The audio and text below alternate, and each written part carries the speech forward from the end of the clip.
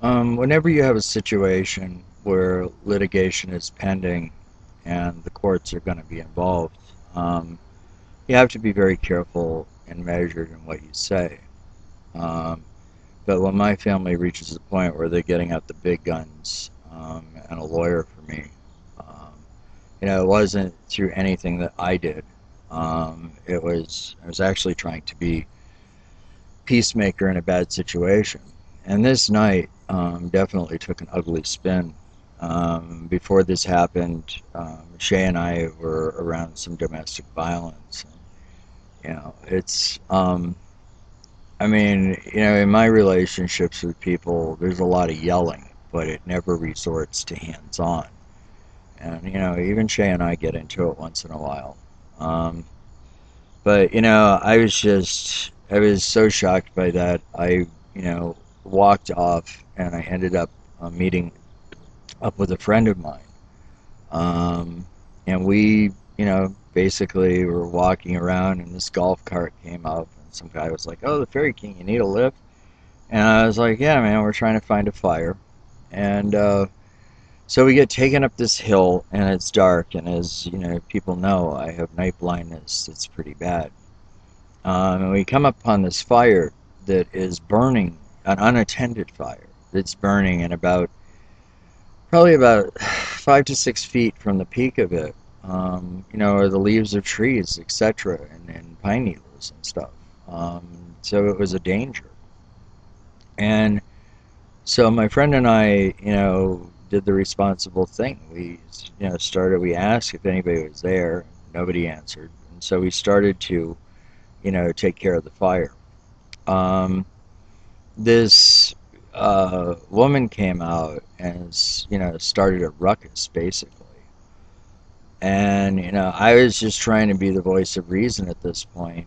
I was reasonably sober, and I was like, this is dangerous. And at this point, even though the fire wasn't technically in their campsite, it was just outside of it. So at this point I'm standing on the road, and all of a sudden I felt this wet hitting the front of me. And my friend grabbed me and he said, "Turn around, it's going to get in your eyes." And I turned around, and it was one of those rare times that I was actually wearing underwear. And it soaked this stuff. It was a chemical accelerant. It was basically the fire igniter. Um, but it was, I work around fire, and this was something that was a little more intense, obviously, from the second degree burns that it left on my lower back and my ass. Um, and what gets me is, I was trying to maintain a degree of calm to keep my emotions in check at that point. I do have PTSD. It's something that I've dealt with off and on over the years through the VA. And so after this, with the accelerant happened, I knew I had to get to a source of water so I could rinse off. And it took me about an hour to get there. In the process, I talked to security at this place, and they just didn't want to have anything to do with it. And I was reeking with the accelerant. Um, when I went back to the tent, I mean, Shay smelled it on me, and he was already upset from some things that had happened earlier in the night. And I told him about it, and he just flew into a rage. He wanted to know where the guy was. I wouldn't tell him. Because as I told him, I said, "You're not going to jail for me." I said, "I'll figure out a way to deal with this, even if I have to call the cops in the morning." Um, but, you know, one thing led to another, and he was angry with me. And I understand it. I mean, it was a bad night. And so I went and found my way to a friendly fire with a number of hippies that I knew, and also some that knew me by reputation and the work with Alex Gray, etc. And, I didn't realize my friend was there who had been with me when the whole incident happened. And, I just started to break down. And this one kid's like, why are you crying? And so my friend jumped in and said, this is what happened. Um, it created a lot of anger. And I guess, because when something bad happens, there's a certain calm that takes over. It probably dates back to my being out on the water as a kid when, storms and squalls would come in. Um, it doesn't do any good to lose control. And somehow, in the dynamic of all of this, I guess I'm going to give it the benefit of the doubt and say it was some kind of confusion. But there were people that didn't believe this happened. And, if you look at it, it's so fucking crazy that, how could it happen? But there are things that go bump in the night. That's what happened. Um, I'm kind of a person that if you kick me when I'm down and I get back up on my feet, you have found a very accommodating enemy. And this is a time of my life when I'm trying to, you know, put a lot of things together and change things within myself. Um, I've had friends of mine ask me, what's this going to mean for the future, etc. Um, I don't know. I mean, this is also a time when I'm getting back to writing and doing what I do. I have focused, on a lot of other people over time. That's taken the focus off of me. And I certainly understand that. But I got to have one or two of you in my life.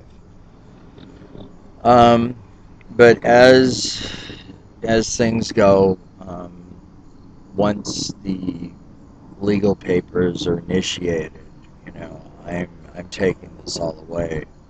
Uh, you know, my problem is more actually with security not wanting to do anything about it. And the next day, like after this happened, my friend came and talked to Shay and explained it to him. Um, so he had a full picture of it. But what happened in the process of this, I mean, we went back to Cincinnati and, he and I spent about 3 or 4 days, really huddled. It was a very traumatic experience. And I did what I've done with him in the past. I'm like, if I'm at a point where I have to go to the hospital, I'll send him away. It's just the Eskimo in me. I prefer when I can do it myself, get out of a car and not have anybody go with me. Um, it's just I don't want people to see me in that state. And so I got in there and my blood pressure was like 220 over 130. And it stayed that way for the 5 days that I was in the intensive care unit.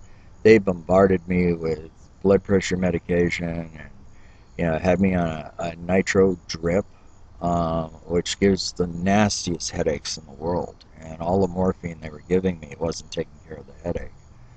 I ended up on the operating table in the cath lab on my birthday.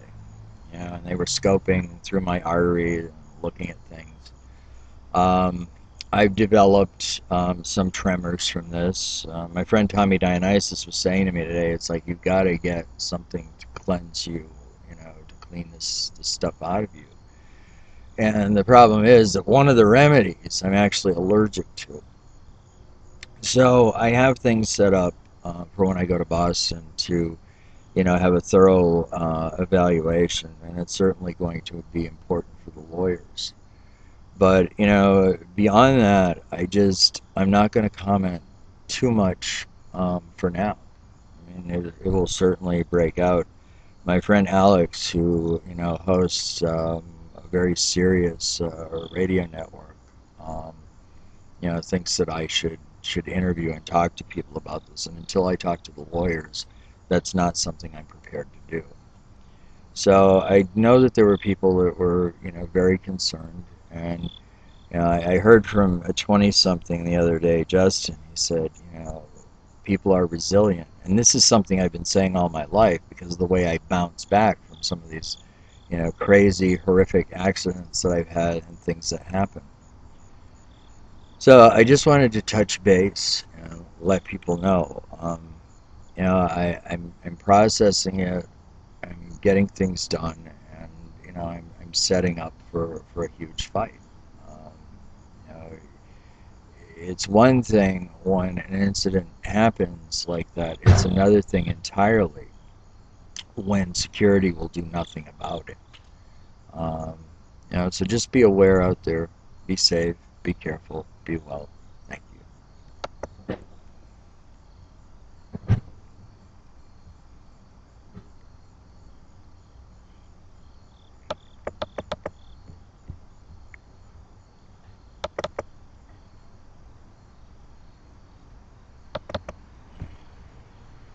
What's going on with this thing?